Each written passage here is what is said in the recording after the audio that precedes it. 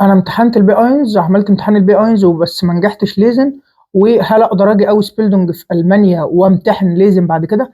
طيب بص يا معلم، هوضح لك حاجة بس. هي شهادة اللغة أصلا مش ألمانيا اللي محتاجاها، أنت محتاجها في السفارة عندك في مصر عشان تعرف تاخد الفيزا وأنت بتقدم على أوراقك، لأن شرط أساسي من قبولك في الفيزا وإن أنت تاخد الفيزا وتحصل على فيزا ألمانيا لازم يكون معاك شهادة اللغة.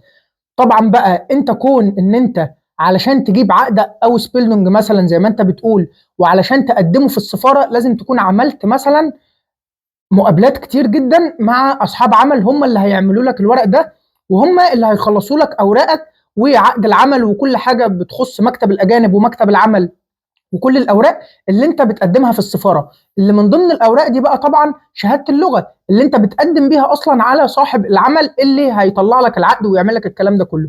فهي شهاده اللغه انت محتاجها بس علشان تقدمها لصاحب العمل وهو يقبل بيها، تمام؟ وعلشان تقدر تحصل على الفيزا ايا كان نوع الفيزا اللي انت مقدم عليها ايه جوه السفاره، علشان تقدر ان انت تاخد الفيزا بتاعتك على خير وتيجي على خير. فكون بقى ان انت مثلا نجحت في 3 اجزاء ووقعت في جزء، ده انت كده مش معاك شهاده لغه، انت لسه شهاده اللغه عندك ناقصه، انت لسه ناقص لك جزء، لسه شهاده اللغه مش تنضن معاك. مش ان انت معاك شهاده لغه تقول انا معايا شهاده لغه مثلا بي اينز او بيتس 5، لا، انت لسه شهاده اللغه ما كملتش معاك. فانت مش هتعرف تيجي المانيا غير اما تخلص لغتك وتكمل لغتك لحد البي اينز او البيتس فاي زي ما انت، بس هو البيتس فاي افضل يعني.